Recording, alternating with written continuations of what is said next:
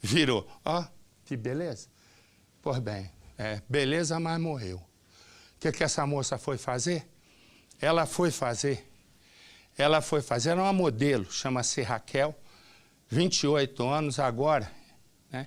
Em janeiro ela foi fazer um preenchimento no rosto com ácido, lá que tem o nome, enroscado, para tirar essas marcas de expressão que o Percival tem aos montes e eu não tenho nenhuma, não é? Essa é a diferença. Agora eu vou te falar uma coisa, hein, meu amigo. Você põe tanto desse botox, tua cabeça tá parecendo um tamborim. Fecha aqui, ó. Tudo é original. Aqui, isso aqui é original? Tudo é original. Não, só é lógico, o ácido é original. Tu comprou um botox original. Tá, Zé? Eu nunca tá parecendo tamborim, passou o carnaval. Pois bem, a moça foi tirar a marca de expressão. Teve uma parada, né, cardíaca, parou de respirar, morreu. O que aconteceu? O médico deu um atestado de óbito que não era para dar, do jeito que ele queria. Resumo, o médico agora está sendo processado. Põe no Cidade. Um marido desesperado em busca de ajuda para a mulher inconsciente.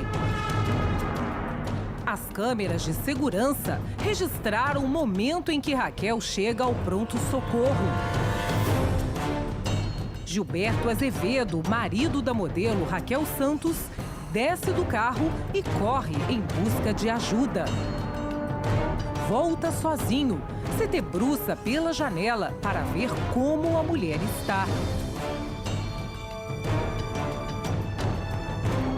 Abre a porta do carro e sai novamente para pegar uma cadeira de rodas. Gilberto volta e retira a mulher do carro nos braços. Ela está desacordada. Um homem coloca um casaco sobre a modelo. A câmera do corredor do hospital ainda registra Raquel sendo levada às pressas para a emergência. A modelo foi levada para o CTI, mas não resistiu. Raquel teria começado a passar mal depois de se submeter a uma aplicação de ácido hialurônico, um procedimento para atenuar as marcas de expressão no rosto.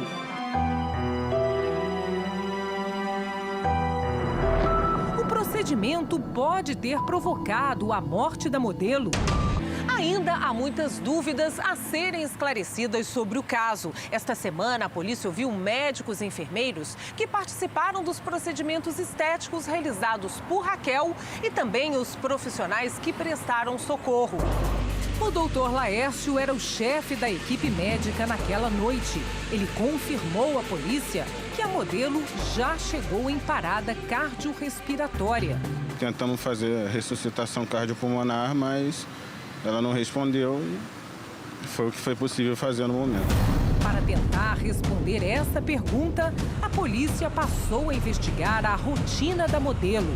Foram até a casa de Raquel. Os investigadores saíram de lá com exames médicos e um frasco do Potenai, o anabolizante que Raquel injetava nas pernas. Aos poucos, descobriram que Raquel teria submetido o próprio corpo a doses de várias substâncias químicas em um curto espaço de tempo. 4 de janeiro, Raquel injeta metilmetacrilato nos glúteos, uma substância usada em procedimentos estéticos que ajuda a aumentar o bumbum, mas que em grandes quantidades pode causar embolia pulmonar. A aplicação do Metacril foi feita por um médico desta clínica na Barra da Tijuca, zona oeste do Rio. O dono da clínica, Roberto Chacur, foi intimado e prestou depoimento na última quinta-feira. Doutor, por favor, só uma palavrinha, só dizer assim... Conseguia ajudar os inspetores só a elucidar o caso? É só isso, sabe que na verdade a gente sabe que ele não tem muito envolvimento. Ele só não queria dar declarações Mas ele só veio a título de instrução, de ajudar a delegacia, tá? Nada declarado. 6 de janeiro, a modelo toma anestesia para fazer um tratamento dentário. 2 dias depois, ela injeta nas coxas anabolizante para cavalo, o Potenai. No ser humano, o medicamento pode causar aumento de pressão arterial, arritmia cardíaca e parada cardiorrespiratória. No mesmo dia, à noite, teria tomado um tranquilizante de tarja preta para dormir. 11 de janeiro, a modelo aplica o ácido hialurônico para corrigir marcas de expressão no rosto, chamadas de bigode chinês. Foi nesse dia que Raquel passou mal e morreu de parada cardiorrespiratória. O procedimento foi realizado pelo Dr. Wagner de Moraes. Segundo ele, cerca de 3 horas depois da aplicação, Raquel começou a sentir muita falta de ar. Ele foi avisado, retornou ao consultório e acompanhou a modelo até o hospital. Ela já estava com uma apneia muito forte, diferente de quando eu a vi, né? Sem conseguir respirar direito. É, uma apneia muito forte. Então, o que eu fiz foi ajudar a socorrê-la, né? O marido da modelo também revelou à polícia que Raquel fumava muito, pelo menos 3 maços de cigarro por dia. Isso pode ser um agravante de risco. Será que a mistura de tantas substâncias químicas no corpo, aplicadas num curto espaço de tempo, teria sido fatal? Outro fato que chamou a atenção da polícia. No dia do procedimento com o Dr. Wagner, Raquel preencheu esta ficha no consultório. Em resposta à pergunta, o que você não gosta em você, Raquel escreveu, meus glúteos. Na sequência, outra pergunta, que resultados pessoais espera desse tratamento? A resposta da modelo, que ele aumente.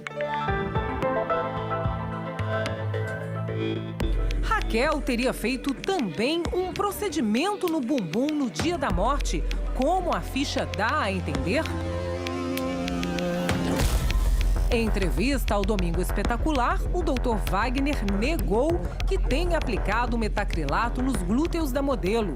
Ela já tinha feito aqui metacrilato. Com o senhor? Não. Fez no bumbum também, metacrilato. Com o senhor também? Não era minha cliente.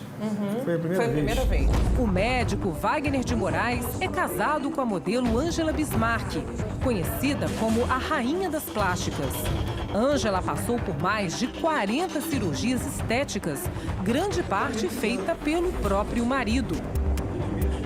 Na semana da morte da modelo, a Sociedade Brasileira de Cirurgia Plástica divulgou esta nota contra a atuação do médico Wagner de Moraes, que diz: médicos que se denominam cirurgião plástico, sem nunca ter sido titulado para tal, ludibriam seus pacientes, abusando de sua boa-fé e criminalizam o exercício da profissão.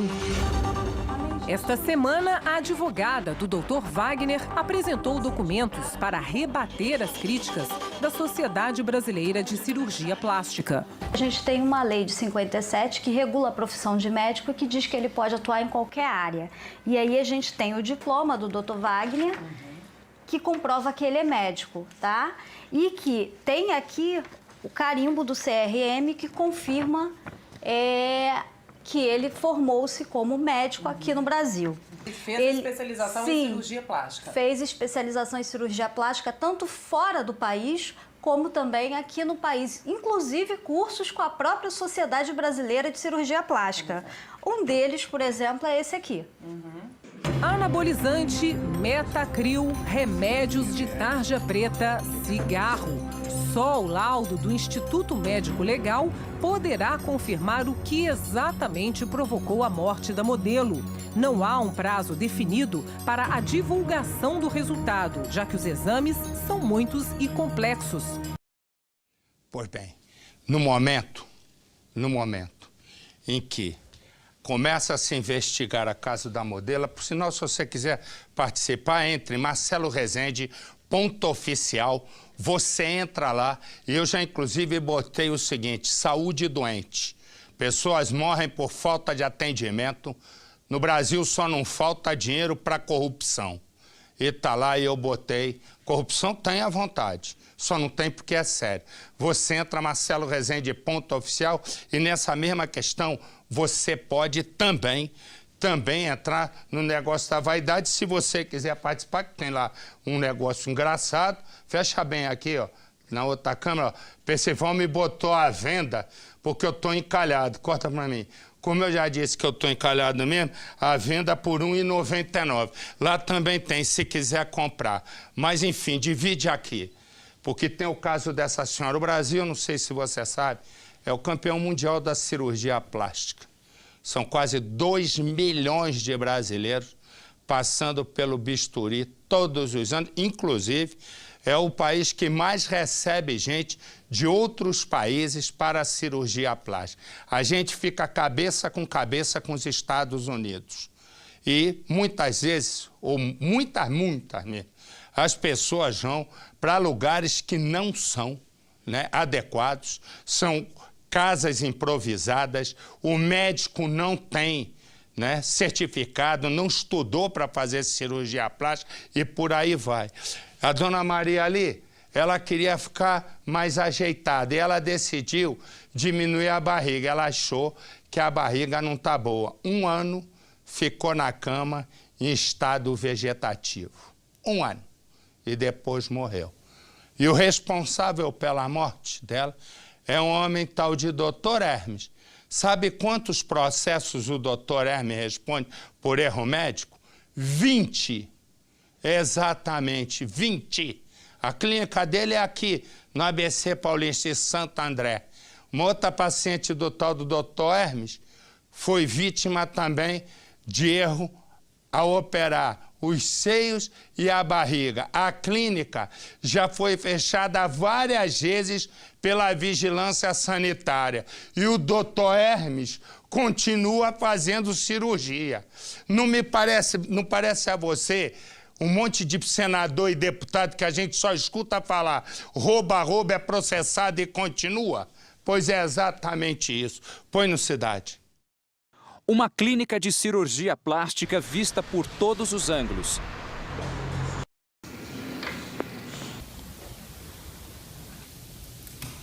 Até por um ângulo que ninguém gostaria de ver.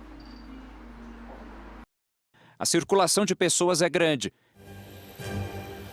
Em outra área da clínica, somos proibidos de entrar. Hoje a clínica está interditada. Por que ela continua funcionando? Aguarda aqui, por favor. A clínica está interditada, não deveria estar funcionando, mas a gente percebe que essa determinação não é cumprida. Aqui, olha, carros de pacientes, que inclusive estão sendo atendidos, recepção do centro cirúrgico, música ambiente. A secretária só saiu aqui agora por causa da nossa chegada. O adesivo de interdição foi colocado nessa porta, que fica aberta. Essa porta deveria ficar fechada. O cliente, o paciente, na realidade, quando chega aqui, deveria ver o adesivo. Na parte da enfermaria, o mesmo cenário. Atendimentos normais. O senhor está esperando... O senhor espera a sua esposa? Espero minha esposa. Ela está sendo atendida? Está sendo atendida lá embaixo. Que horas vocês chegaram aqui? Faz uma meia hora, mais ou menos. Qual é o procedimento que ela está fazendo? Ela está apertando a cinta, porque ela não fez a cirurgia. Agora tem que apertar a cinta que está larga. Nossa produtora entra nos quartos e em outras salas da clínica. Um dormitório de luxo, telefone, TV de LSD, melhor do que muitos hospitais caros espalhados pelo país. Do alto, dá para ter uma dimensão do tamanho da clínica. E aqui, mais provas de que os atendimentos eram feitos mesmo com a clínica interditada. Um deles era um procedimento complexo, pós-operatório. É a segunda vez que a clínica é interditada. Mas o que será que tem de tão errado por aqui? O que há para esconder, desta vez, o problema é com o dono. O motivo da interdição foi o responsável técnico estar interditado cautelarmente pelo CREMESP. O responsável e dono da clínica é este homem, o cirurgião plástico Hermes Masayuki Kamishibahara. Ele responde a pelo menos 20 processos. Um deles diz respeito à morte de uma paciente de 64 anos. Tudo na casa de Aldeni lembra a irmã. Na sala de estar, as duas almofadas parecem esperar por Maria. Na cozinha, os copos que eram usados nas conversas ainda estão lá. O que eu faço com essa situação? O que você me aconselha? Aí ela dava o conselho certinho. Maria morreu depois que foi à clínica do Dr. Hermes para realizar uma abdominoplastia. Não teve o socorro que ela poderia Não, ter tido na hora? necessário não, porque acho que eles não tinham condições para isso. Depois da anestesia, ela teve convulsões e paradas cardíacas. Segundo a irmã, Maria deveria ter sido operada num hospital, não na clínica. A mulher de 64 anos tinha 3 filhos e enxergava nas plásticas mais um produto de beleza. Esta seria a 4ª cirurgia estética realizada por Maria. Recentemente, a família reclamava, achava exagerado. Maria jurou. Esta seria a última vez que entraria numa clínica de cirurgia plástica, logo na clínica do Dr. Hermes. Na hora, nós caímos aqui na sala. Foram 9 meses e 20 dias em estado vegetativo. Foi muita dor, foi muita violência. Ela ali, sem poder se comunicar. Quando a gente chegava próximo dela, passava a mão assim no braço, ela regalava o olhão, querendo se comunicar, mas não podia. A senhora acha que houve erro médico? E essa culpa eu não tenho de falar, a clínica é uma assassina. A família de Maria entrou com o processo indenizatório contra o Dr. Hermes e os responsáveis pela clínica. A clínica, as pessoas que têm que se conscientizar que eles não podem continuar matando e aleijando as pessoas. Porque a gente sabe que acidente acontece, mas muitos acidentes podem ser evitados. A promotora do caso não quis falar sobre o assunto. Tivemos acesso à acusação da promotoria encaminhada ao juiz recentemente. Hermes Masayuki Kamishibahara e o anestesista Johnny Vladimir Zambrana são acusados de não observar regra técnica de profissão, praticando o homicídio culposo contra a vítima Maria Aparecida Nobre Martins. Também relata que os dois agiram imprudente e negligentemente ao realizar a cirurgia de alto risco em paciente hipertensa em clínica que não possuía todos os equipamentos necessários. E o que este médico falou para a senhora? Ele deu algum tipo de explicação? Não, porque a gente pouco vê, né? Nesses casos eles nem aparecem. Parece que abre o chão e entra. E parece que Aldenir tem mesmo razão. Durante nossa reportagem, tentamos falar várias vezes com o Dr. Hermes. A resposta foi sempre a mesma. Oi, de onde falam? Cirurgia plástica e beleza. Eu queria falar com o Dr. Hermes, por favor. O Dr. Hermes não está, quem gostaria? Para Aldeni, mesmo se o médico for condenado a pagar uma indenização, nada a fará esquecer daqueles longos meses de sofrimento. Não sei o que a gente espera. Teria que esperar mais, porque foi uma vida. Foi a minha irmã, foi uma mãe de família que a gente perdeu. Não podia estar aqui ainda. Figura comum na justiça, nem tanto no dia a dia da clínica. Durante toda a nossa permanência no local, ele não apareceu. 1, 2, 3, 4, 5, 6, 7 pessoas atendidas hoje. Continua funcionando normalmente. Até onde eu sei, porque a vigilância veio e deu autorização para a gente funcionar na época. Os profissionais da Secretaria de Saúde são impedidos pelos funcionários da clínica de fazer a fiscalização completa e não recebem a documentação exigida. Provavelmente iremos chamar a polícia. Policiais chegam em seguida. Os técnicos tentam novamente, agora com reforço policial. Boa tarde, Polícia Militar. Qual policial pode entrar? Tentamos entrar em contato com o Dr. Hermes. Meu nome é Romeu Piccoli, eu sou da TV Record. Eu queria falar com o Dr. Hermes. Ele não se encontra, ele não está vindo para cá. Quem é o responsável pela clínica? É a Cecília, mas ela também não se encontra. Uma das funcionárias tentou justificar. Com tanta coisa, com tanto bandido aí, com tanta coisa errada, vai procurar bandido, né? Mas a situação piora para o cirurgião Hermes e a clínica cheia de acusações. A empresa é autuada por impedir a fiscalização. O caso vai para a delegacia e novos adesivos como este são colocados no prédio. 2 semanas depois do flagrante, a prefeitura autorizou a reabertura da clínica, porque agora outro médico assina como responsável. Nós voltamos ao local. O movimento é grande. A gente queria dar uma entrevista com o Dr. Hermes. Ele não se encontra. A gente está fazendo uma reportagem que ele é citado, a gente queria dar a chance dele se defender, dele explicar o lado dele. Também procuramos o Dr. Hermes no prédio onde ele mora. Bom dia, eu queria falar no 144A. Não tem ninguém? Não. Continuamos sem uma resposta do médico. Outro processo é desta mulher. Patrícia se diz vítima dos erros do médico. Ela e o marido preferem não mostrar o rosto. Como é que você escolheu o Dr. Hermes? Por indicação de conhecidos. Na época, Patrícia já tinha 3 filhos. Achou que era a hora certa de transformar o visual. Resolveu fazer uma lipo e levantar os seios. Já senti que minha respiração era muito curta, devido à sutura que ele fez na minha musculatura, muito forte. Quando eu fiz o primeiro curativo, eu vi e estava necrosando. Ela foi até a clínica. No começo ainda era atendida pelo cirurgião. Os conselhos para amenizar a situação eram no mínimo estranhos. Põe açúcar para a gente tentar fechar isso daí. As cicatrizes da barriga necrosaram. A infecção chegou aos cortes feitos nos seios. Durante 8 meses, Patrícia teve de recorrer a tratamentos caríssimos para estancar o problema. Eu estava com medo de pegar uma sepsemia e morrer, porque meu medo já não era mais a estética em si. Meu medo era morrer naquele momento. O marido conta que o desespero de Patrícia afetou toda a família.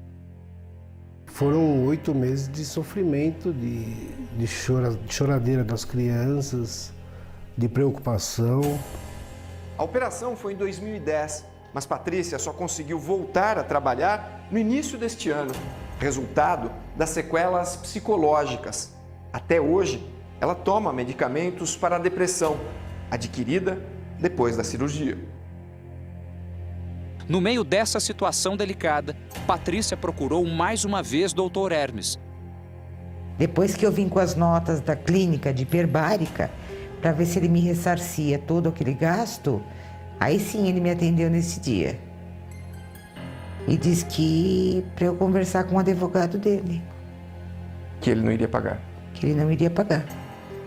Para ela, o apoio da família foi uma parte fundamental para que conseguisse continuar lutando para sobreviver. E para as mulheres que pensam em fazer cirurgias estéticas, ela dá um conselho. As pessoas devem pensar bem antes de fazer um procedimento desse e ver se realmente vale a pena correr todo esse risco. Você correria de novo? Não.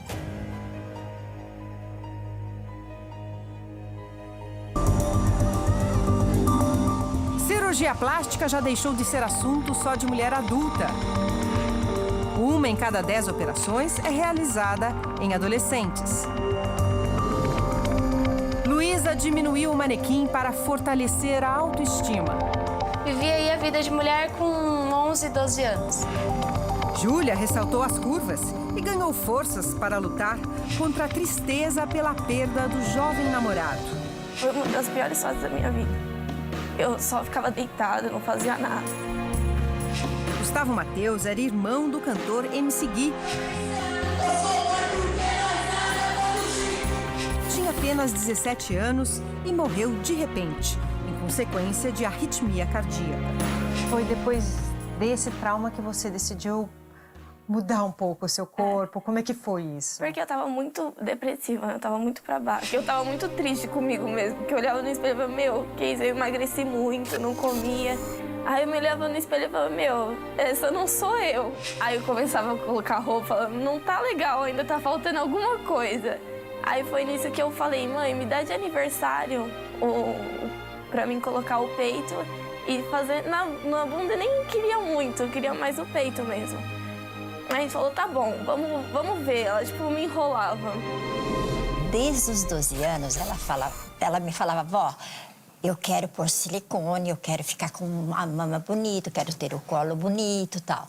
Então eu falei, claro, nos seus 18 anos a gente faz isso, né? Era muito complicado para sair. Queria colocar uma blusa, não dava, porque tirava todo o guarda-roupa para fora, todas as roupas, e aí ficava irritada, acabava saindo irritada.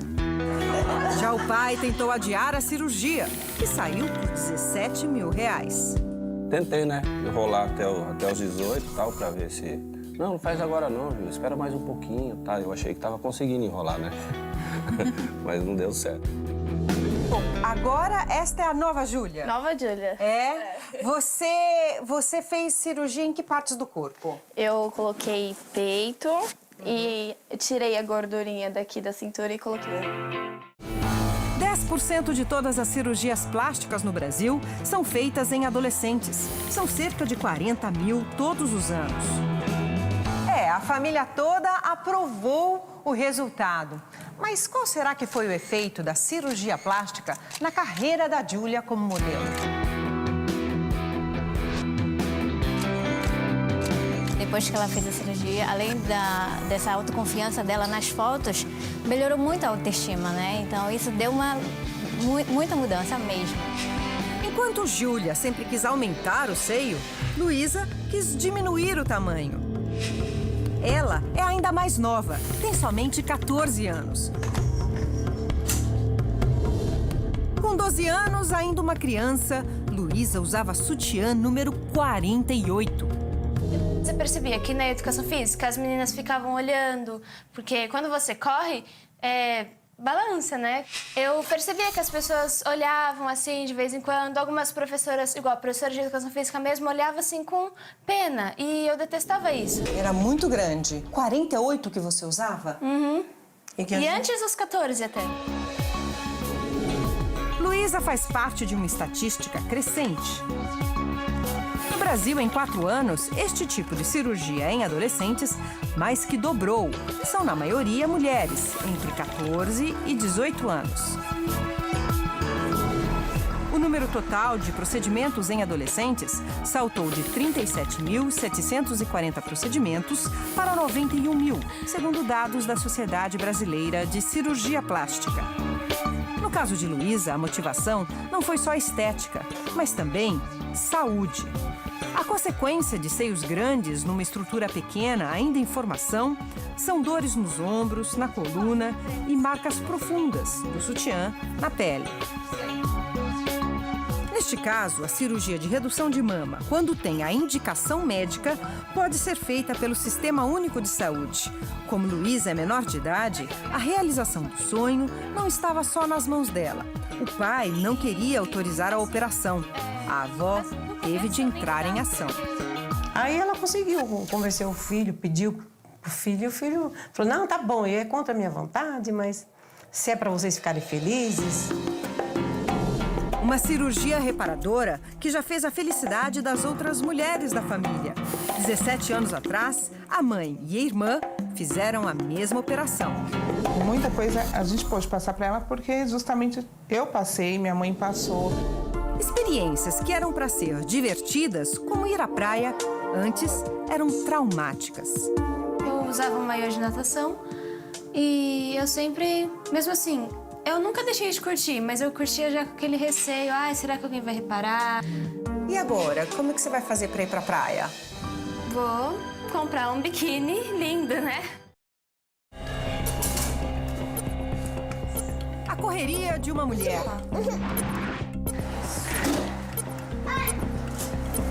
A vergonha de uma mãe. Quando eu cheguei no 48, eu falei não. O esforço de uma família. Pegamos um empréstimo e aí financiamos a cirurgia. Uma recuperação dolorosa. Né? Então, assim, eu tenho que agradecer o marido que eu tenho. Hoje, Zenilda, de 32 anos, usa a sala de estar para desfilar a vaidade refeita. Zenilda contou com o marido para poder mudar o corpo. Fez várias cirurgias de uma só vez. É um novo umbigo. É um novo umbigo. Esse aqui eu não tinha. As roupas antigas ajudam a mostrar a transformação pela qual você passou, né? Verdade. Isso era o que você usava antes? Era o que eu usava antes. Camisetas assim, vamos ver o tamanho. GG, XL, era o que eu usava. E assim, ficava que nem uma baby look, né? As fotos mostram o antes e o depois. Grandes mudanças, mas que também representam perigos. A cirurgia é considerada de risco. No caso de Zenilda, foram 7 horas na mesa de operação. 7 litros de gordura retirados.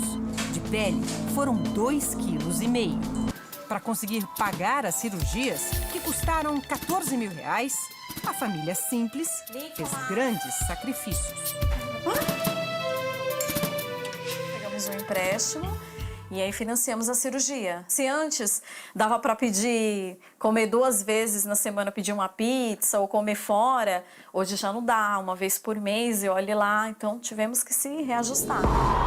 Na garagem de casa, uma paixão de Zé Carlos, automóveis. Mas agora, veículos turbinados ficaram só no sonho para ele, para que ela tivesse o desejo realizado. Assim como Zenilda, Luciana também é mãe de 2 filhos. Depois da segunda gravidez, tomou uma decisão. Eu preciso fazer a cirurgia. É um foco na minha vida e eu não tenho como abdicar disso, porque hoje eu tenho 30 anos e é o que eu falo pro meu marido. Se eu não botar um biquíni com 30 anos, eu não vou botar mais com 80, 90. Quem a vê assim, com a família, não imagina o quanto Luciana sofre. Revê com as filhas as fotos de quando tinha um corpo diferente e era mais feliz. A Luciana já foi atleta, chegou a jogar futebol profissionalmente. Essas medalhas aqui são desse tempo. O troféu também. Ó, segunda Copa São Paulo feminino. Goleira menos vazada. Só que hoje, às vezes, ela até evita de fazer atividade física por vergonha. Vergonha exatamente do quê? Do corpo, dos olhares de mulheres. Com vergonha, Luciana fugiu da academia e até dos amigos. Convidava para clube, praias, não sei o quê. Ah, vou, mas colocava maiô. Ou muitas vezes recusava de ir por conta de exibir o corpo, né? Timidez total, né? Até hoje, ir à piscina é traumático. Há 7 anos, não coloca um biquíni.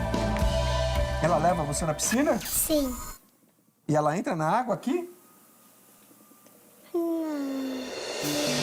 Minhas filhas são tudo pra mim. Então elas perguntam pra mim, mãe, por que tem essa marca na barriga? E assim, a gente brinca com elas, né? Termina levando na brincadeira, na esportiva, fala, ai, vocês cresceram demais.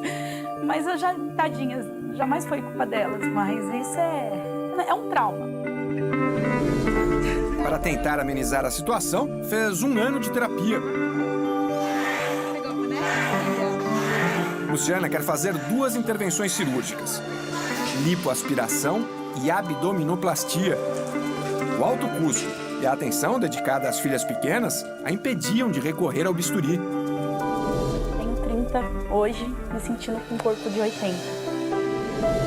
Em cima da cama, as roupas que ela sonha em voltar a usar. Também em cima da cama, a realidade. Cintas de compressão. Hoje eu até consigo usar um vestido, mas você vai ver que é um vestido que ele termina sendo bem mais... É mais largo, né? Largo. Um estilo que Luciana quer deixar no passado com a lipoaspiração. Luciana tem pele sobrando e não gordura. O caso dela é um dos casos mais comuns. Normalmente o paciente que vem procurar um cirurgião plástico é com essa história de gestação, com um pouco de excesso de pele. É muito triste, né? Você vê isso. Porque eu sempre fui atleta, sempre tive barriga muito sequinha. E aí quando você tem uma barriga dessa, é muito complicado. Mas agora vai. Ó, se eu for fazer tudo que já me convidaram para fazer de cirurgia ou procedimento estético, eu estava todo retalhado, porque já me convidaram para colocar cabelo. Eu não sei onde, porque eu sou cheio de cabelo.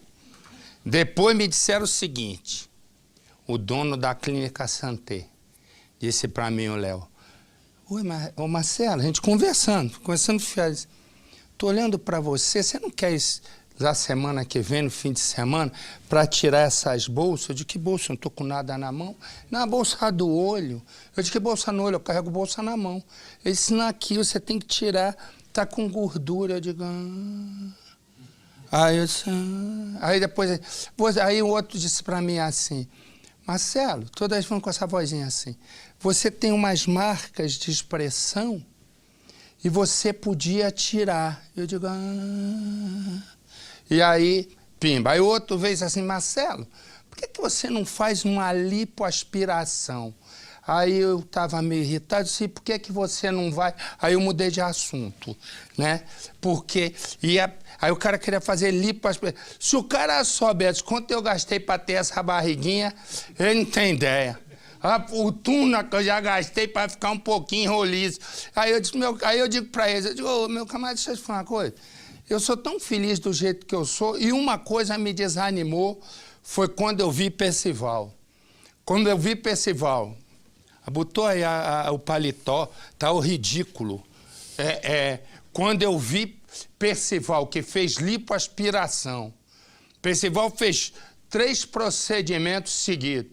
Lipoaspiração, depois botou aqui, ó, botox, para ficar lisinho assim, e o outro procedimento eu não posso dizer, que é impróprio. Fez 3. Quando eu vi, ele andava assim, ó. Eu disse, o que é que você tem que estar doendo? Porque puxa tudo. E aí, ó, agora que eu entendi, Percy, o negócio da placa. Se cortar, melhor, hein? Por agora que eu entendi. Né? Por que você botou essa placa encalhado, vendo por R$ 1,99? Talvez eu tenha que fazer esses procedimentos, né? Se você fizer, eu aumento a cotação. Para quanto? Uns R$ 2,40. Não, R$ 2,40. Como quer me vender por R$ 1,99? Se você quiser participar do nosso Cidade Alerta, entre Marcelo Rezende e Ponto Oficial, pode me comprar. Tem lá um lugar, ó, encalhada à venda por R$ 1,99. Tem um lugar lá que está à venda. Tem lá também, fala da lipoaspiração, mas manda a sua foto, né, assistindo ao nosso Cidade Alerta, bota ali, ó, preview também, Edu, isso aí, olha aí, a Érica, da onde é a Érica? De Dumont, São Paulo, vai indo, olha aí, a Maria Luísa, de Sorocaba, também, vamos lá, meu filho, vai, olha aí, a Eliette, que estão me dizendo aqui que é da Bahia. Pode ser, então é o que estão me dizendo. Vai indo. Renata, eu adoramos o seu programa. Minhas filhas não perdem. Renata, ninguém sabe de onde é, mas a foto tá aí. Você entra, Marcelo Rezende, Ponto Oficial. Você vai ver que eu tô encalhado, vendido a R$ 1,99. Mas manda também a foto assistindo ao nosso Cidade Alerta. Corta pra mim. E aí, ó, você manda a foto, eu coloco aí, ó.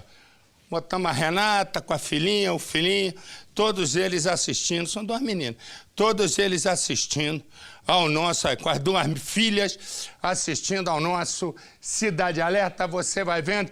Então entre, Marcelo, ou se não, entra também, você pode entrar no meu site, corta pra mim, no portal r7.com, e lá também você pode colocar suas denúncias, lá também tem espaço para tudo e as receitas que eu estou fazendo a todo instante. Cada hora eu faço uma. r7.com. Vladimir e Rosângela. Quando eles se conhecem, é um absoluto encanto. Imediatamente, eles se olham e o olhar parece aquele filme O Máscara, fazem tchum, tchum, tchum, tchum. Só pensavam no Sapé Iaiá. E assim foi, de cara. Resumo, A vida foi, ela já tinha uma filha. Agora com ele tem mais 2. São 20 anos de um casamento, mas que chegou ao fim. Quando chega ao fim, Vladimir diz para ela, eu não tenho para onde ir. Ela disse, não tem? Não, eu não tenho para onde ir. Aí ele vai. E ela já não aguentava mais, mas ficou preocupada. Bom, resumo. Vladimir, com a separação, vai ficando nervoso, agressivo, mas tão agressivo, que ele tem um derrame e perde a fala. É nessa hora que ele há de descobrir o coração de Rosângela. Rosângela diz, agora que você não sai mesmo daqui. Você fica, eu cuido, não tem problema. Ele fica em casa, ela sai para trabalhar, tem 3 filhos, ela uma do outro relacionamento, e agora ele tem 2 com ele. E está indo tudo muito bem, está tudo muito bom, mas ele perde a fala e começa a se comunicar por carta. Só carta. Naquele dia, ele descobre que a ex-mulher tem um novo namorado. Ele imediatamente passa a acompanhá-la. E naquele dia também ele escreve uma carta. Escreveria uma segunda carta. Para se ter uma ideia, os vizinhos ouviram os gritos. A polícia chegou. Vladimir chegou a pular muro para fugir, mas caiu no pé de um policial. Rosângela está internada em estado grave por causa de Vladimir. Põe no Cidade.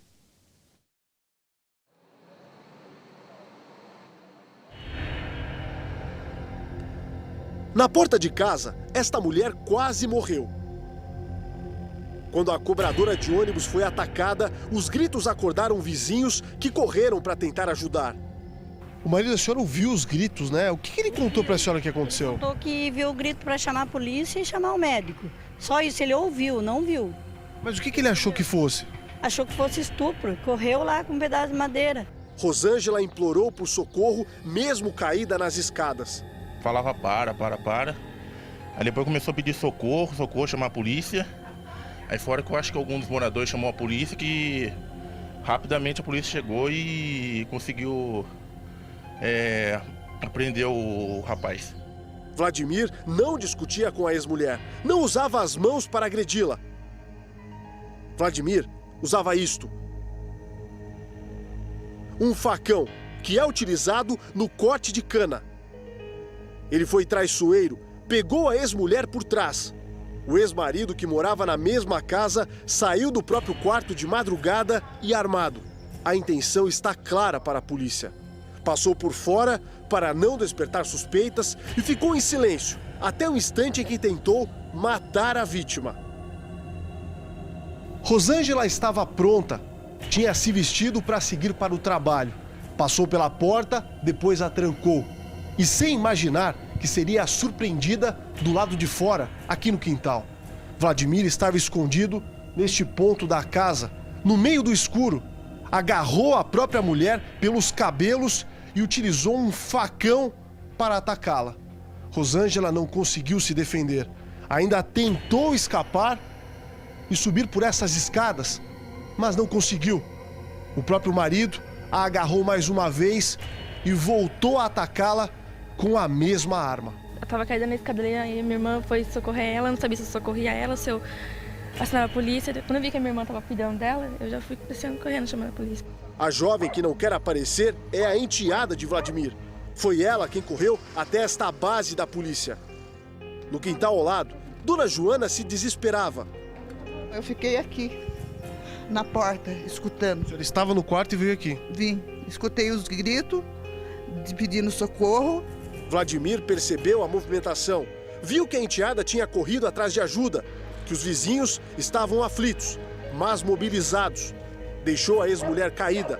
Voltou para o quarto, onde pegou uma mala já pronta e esta sacola com roupas. Mas o plano de fuga deu errado. A vítima gritava muito por socorro. Preocupados, Os vizinhos não pensaram duas vezes e chamaram a polícia. A PM chegou rápido à casa em que tudo acontecia, aquela ali. E quando os cercaram, vieram para este quintal. Um dos policiais já tentava pular o muro para surpreender o acusado. Quando viu o homem nos fundos da própria casa, ele tentava esconder a faca do crime. Mais do que isso, tentava pular o muro para fugir da polícia. O facão tinha sido escondido no mato alto do terreno e Vladimir foi preso em flagrante. Antes disso, as garotas lutavam para salvar a própria mãe. Rosângela estava gravemente ferida, principalmente por conta dos machucados na cabeça. A filha caçula não pensou duas vezes. Pegou a mãe nos próprios braços, subiu as escadas e passou pelo portão. As duas, a pé mesmo, seguiram direto em busca de ajuda. Foi uma ação rápida no pensamento da própria filha. Em menos de 4 minutos, a história que poderia ter se transformado em tragédia teve outro rumo. Porque bem ali, na esquina da casa da família, existe um hospital. Se a filha não tivesse tomado esta atitude, talvez Rosângela não estivesse viva. Vladimir já tinha tudo planejado. Na quinta-feira, horas antes, tinha entregue esta carta com ameaças. Eu não sou otário. Eu não tô com dor de cotovelo, tô com dor de traição. Quando você ficou com ele, você ainda estava comigo. Eu avisei. Quem ri por último, ri melhor, ele escreveu. Vladimir ficou por 20 anos ao lado de Rosângela, na mesma casa. Desses, 7 já separados.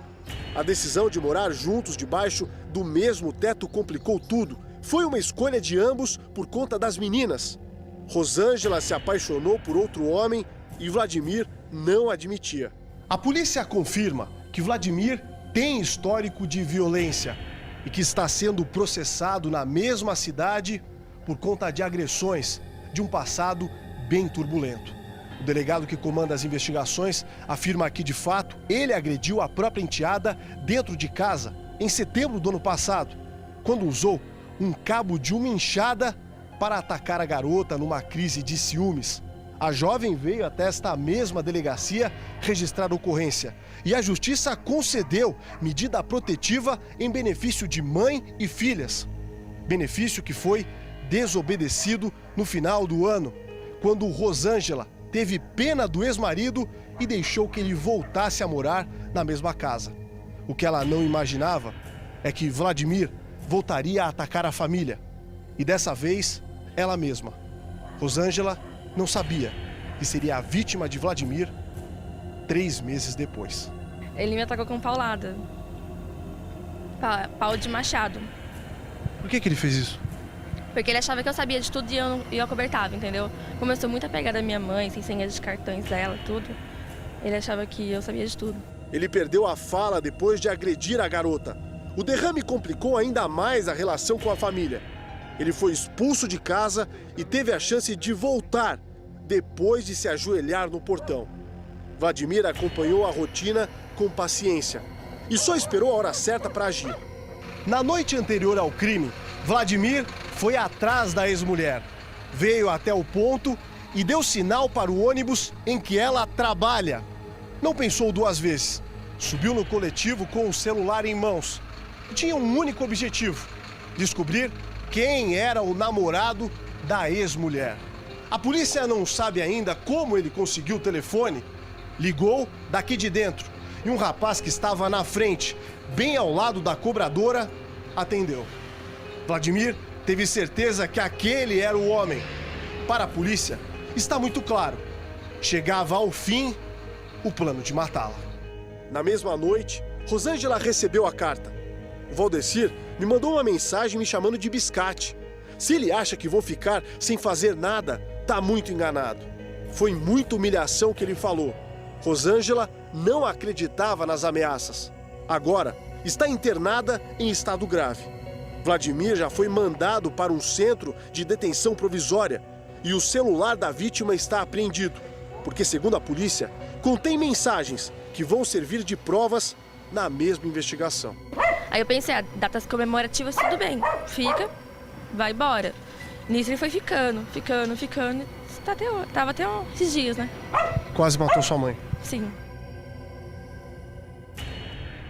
E uma coisa que nunca me ocorreu, agora é que me ocorreu pensar, que eu não sei, talvez o falecido saiba. Farol, existe cadeia especial para quem tem necessidade especial? Por exemplo, você, como ele ficou mudo, ele não fala mais. Existe cadeia especial ou não? Não existe especial. O que existe é num estabelecimento penal, pode ter uma dependência reservada para um paraplégico, por exemplo. Tem muito assaltante paraplégico em cadeira de rodas dentro da cadeia. Mas não existe uma prisão só para eles. Como é o nome do negócio? O quê? Para quem quê? Cadeia especial para quem? Paraplégico. Para quem? Paraplégico. Falou paraplégico? Aí eu fiquei ouvindo, eu não sabia o que era. Vai que seja outra coisa, né? Mas resumo. Agora, uma coisa também que é especial é o que eu e você falamos todo dia. Eu não consigo entender. Se eu sou juiz e me pede uma medida dessas protetivas, se eu sou juiz, eu digo, impossível de dar porque a polícia não cobre. Ou eu chamo o delegado da região e digo, doutor, aqui, ó, essa é uma medida protetiva que eu estou assinando. Se acontecer alguma coisa com a pessoa, que eu estou garantindo que ela vai ser protegida, e ela não proteger, eu vou mandar processar o senhor. O senhor pode ser retirado do meu gabinete, por favor. E assim é assim.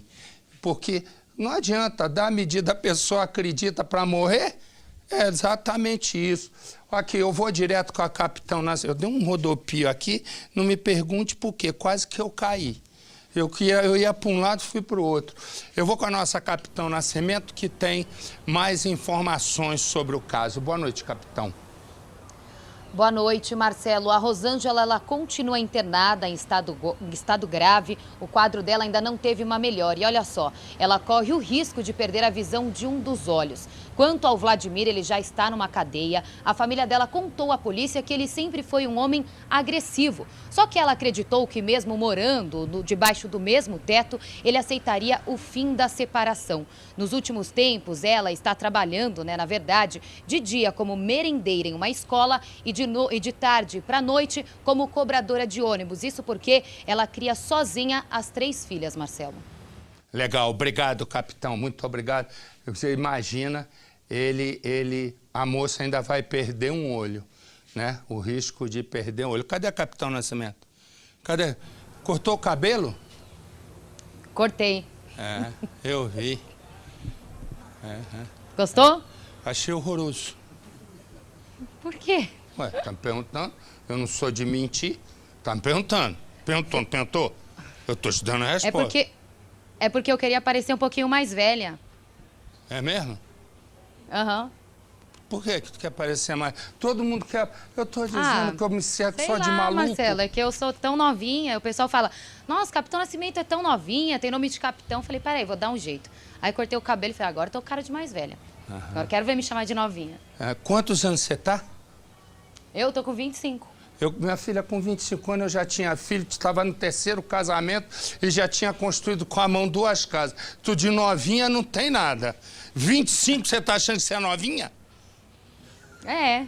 Mas quem te mentiu? Ainda. O único que te diz a verdade aqui sempre sou eu, né? Nem teu pai diz a verdade pra você, só eu. Então tá bom. Os meus pais dizem que eu sou novinha. Mas eles mentem pra você também, né? O único que não mente na sua vida sou eu. Mentira, tá lindo o cabelo. Tá lindo, tá uma Obrigada. belezura. Você é linda, tá ótimo o cabelo, parabéns. Obrigada. Trocou de namorado ou ainda tá com aquele trouxa? Ainda tô. Então troca, porque ele é um trouxa, vai. Tá bom, beijo. Vai lá, capitão, vai caçar um serviço. Isso aqui não é pra ficar conversando comigo, não. Beijo, meu amor. Beijo.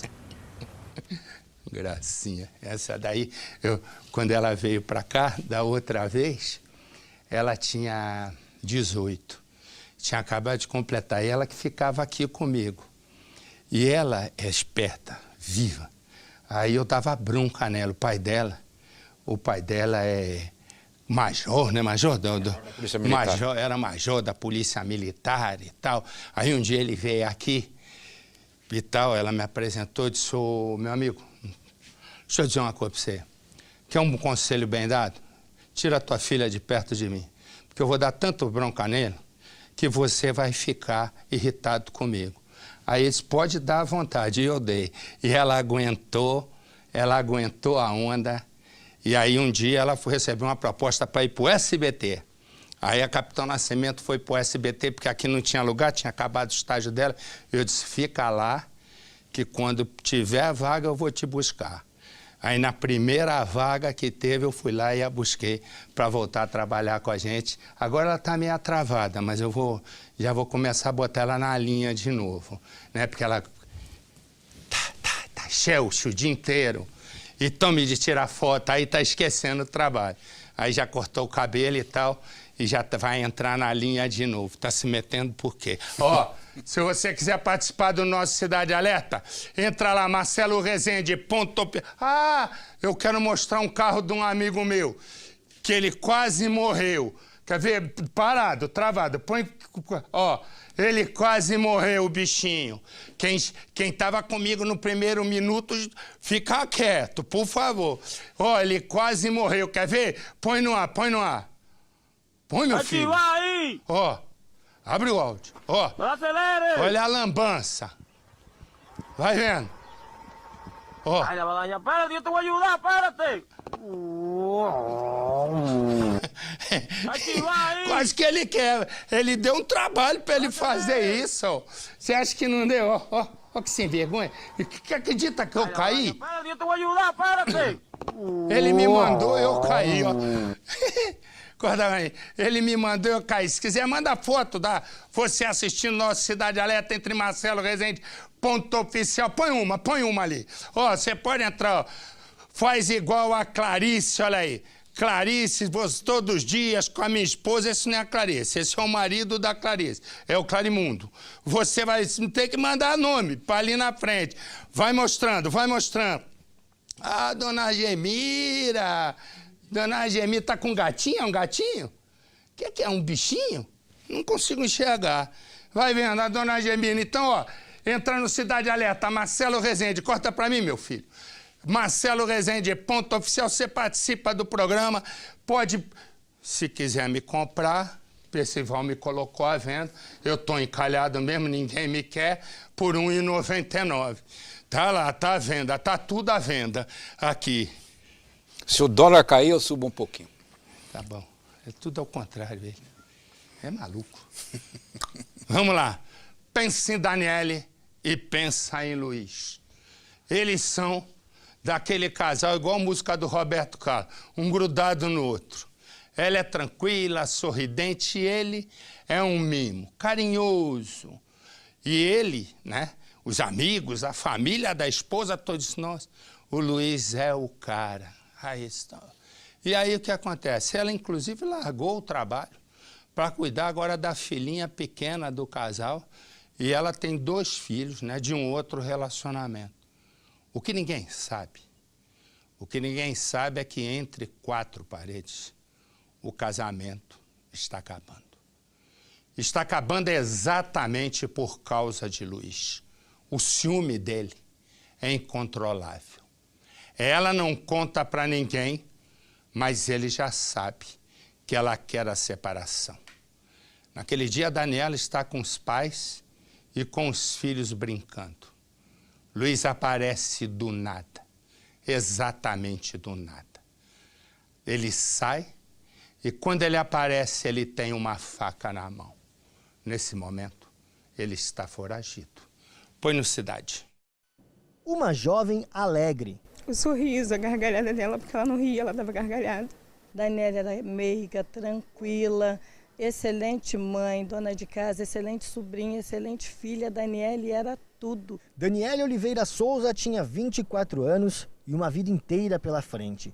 Gostava de passar o tempo com a família e, recentemente, largou o trabalho para se dedicar aos filhos. A caçula, filha do homem que teria assassinado Daniele, uma pessoa acima de qualquer suspeita. Não dava nenhuma pinta, nenhuma dica de que seria agressivo nem nada, mas Isso daqui só quem convive que pode falar o certo. Ninguém acreditava que ele ia fazer isso, ninguém esperava, até porque ele mostrava ser um homem muito carinhoso, um homem muito bom, entendeu? E ela nunca passou nada para ninguém. O crime aconteceu no último sábado dentro deste condomínio que fica em Curicica, na zona oeste do Rio. Segundo testemunhas, Daniele estava neste pátio que fica na área comum do prédio onde ela vivia com a família. Dani, como era carinhosamente chamada, estava ao lado da mãe, dos irmãos, de amigos e também dos 2 filhos mais velhos. Enquanto os adultos conversavam, as crianças brincavam. De repente, o suspeito apareceu. Ele desceu por essa rampa e caminhou sem falar nada até a vítima. Quando chegou perto de Daniele, deu 3 facadas nela. A jovem caiu exatamente aqui. Todo mundo se desesperou e, neste momento, o suspeito fugiu. 3 netos pequenos órfãos de mãe. A filha nunca vai saber como é que foi a mãe em vida, que ela não vai ter, os outros 2 terão, que ele já conhecia, que já tinham idade suficiente para isso. Mas a filha não, por causa desse safado, desse covarde que fez isso. Amigos e familiares contam que o suspeito não aceitava o fim do relacionamento. Ela acho que não queria mais nada, né? E ele não estava aceitando a separação. O que a gente sabe é isso, entendeu?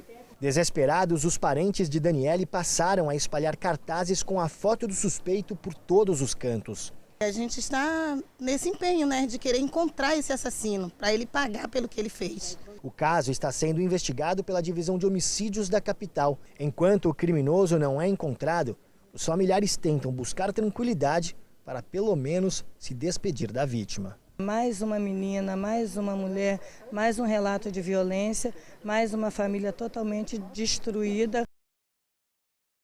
Da imagem nesse momento, você vai acompanhando comigo nesse momento, ali a região de Guarulhos, as pessoas interditaram uma das avenidas em Guarulhos, na Grande São Paulo. Ali perto fica o aeroporto de Cumbica. Já colocaram um monte de madeira ali na frente para tocar fogo num protesto que o nosso comandante Juan tem as informações. Juan. Marcelo, exatamente, inclusive uma saída da rodovia Ayrton Senna que dá acesso à região de Guarulhos. O trânsito já começa a ficar prejudicado, a Polícia Militar já chegou no local, Marcelo, acompanha por enquanto de longe. Eles justamente protestam, Marcelo, contra as enchentes que vêm acontecendo no bairro nos últimos dias. Inclusive hoje algumas ruas ainda estão alagadas, outras ruas... Você vai vendo de um lado as ruas enchem na Grande São Paulo, corta na outra câmera, a polícia já se posiciona. E qual é o problema? O problema é que a polícia vai ter que desinterditar a rua e com isso pode haver um confronto entre os policiais e a população. As ruas do lado esquerdo, você vai vendo, são várias ruas completamente alagadas. Não é isso, comandante Juan? Marcelo, são pelo menos 6 ruas aqui próximo a Ayrton Senna, inclusive essa daqui dá acesso a essa rodovia, que estão alagadas e com muito barro também, Marcelo. Então a informação que a gente tem é que os moradores, cansados disso, acabaram fechando a rua. Só que você tem razão, Marcelo, eles estão impedindo aí o direito das pessoas passarem com seus carros e trafegarem por aqui também a pé. Então a Polícia Militar está tentando na conversa fazer com que eles saiam daí para poder retirar todo esse material da pista e liberar para os motoristas e pedestres do local, Marcelo. Olha, você vai vendo nesse momento, há 2 questões aí. Uma questão é, as pessoas têm o direito de ir e vir, né? Mas, por outro lado, nada é feito desde que eu me entendo por gente. Esse ponto aí é igual aqui na Grande São Paulo, no Jardim Rochdale. Tudo completamente nesse momento, né? Choveu, a pessoa pega uma gripe, dá 3 espirros, inunda tudo. Imagina com a chuva que vem caindo e não se faz nada. Olha a menina, olha o tamanho da bota lá. Ela meteu esse aí, ó. Eu duvido que esse nome desse lugar aí não seja Jardim Pantanal. Duvido. porque só eu, quando era repórter, fui aí. Teve uma vez que eu fui aí, eu era repórter na Globo, imagina quantos anos tem isso. Foi 1900 e lá vai fumaça. Resumo, a água entrava na metade da coxa. E aí, isso aí é o Jardim Pantanal, é, comandante Juan? Marcelo, você tem razão, infelizmente é o Jardim Pantanal e mais uma vez debaixo d'água, e não só água, né, Marcelo? Muito esgoto também, a gente percebe pela cor, a cor preta da água. São várias ruas, a gente acompanhou ali mais de 10 ruas, Marcelo, alagadas.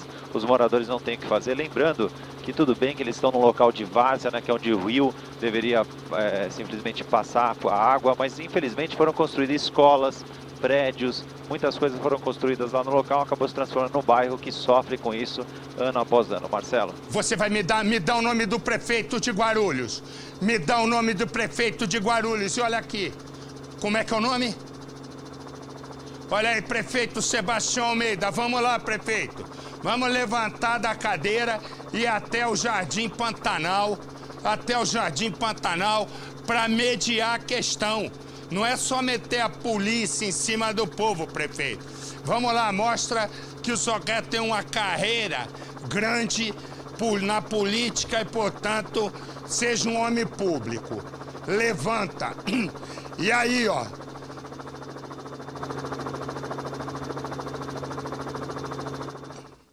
Ó. O protesto você vai vendo. Jardim Pantanal ali, Guarulhos, protesto em Guarulhos. Um africano foi preso no aeroporto internacional. 6 quilos de cocaína pura escondidos em bolsas femininas. Põe no Cidade. As bolsas femininas na bagagem de um homem que viajaria sozinho serviram apenas como tentativa de disfarce. Os fundos eram falsos e dentro de cada uma delas um pacote de cocaína. Ao todo, mais de 6 quilos da droga com John Laurent de Mozo, natural da Tanzânia. Ele foi preso no aeroporto de Guarulhos quando tentava embarcar para Joanesburgo, a maior cidade da África do Sul. O homem de 37 anos tinha ainda 4 celulares e documentação pessoal, inclusive o requerimento do pedido de cidadania brasileira. A Polícia Civil identificou na investigação que o estrangeiro servia como mula para uma quadrilha internacional. Mulas são aquelas pessoas recrutadas exclusivamente para o transporte de drogas. A viagem seria para a África do Sul, mas a cocaína seria distribuída em países da Europa. O depoimento do tanzaniano foi em inglês e precisou ser acompanhado por uma intérprete.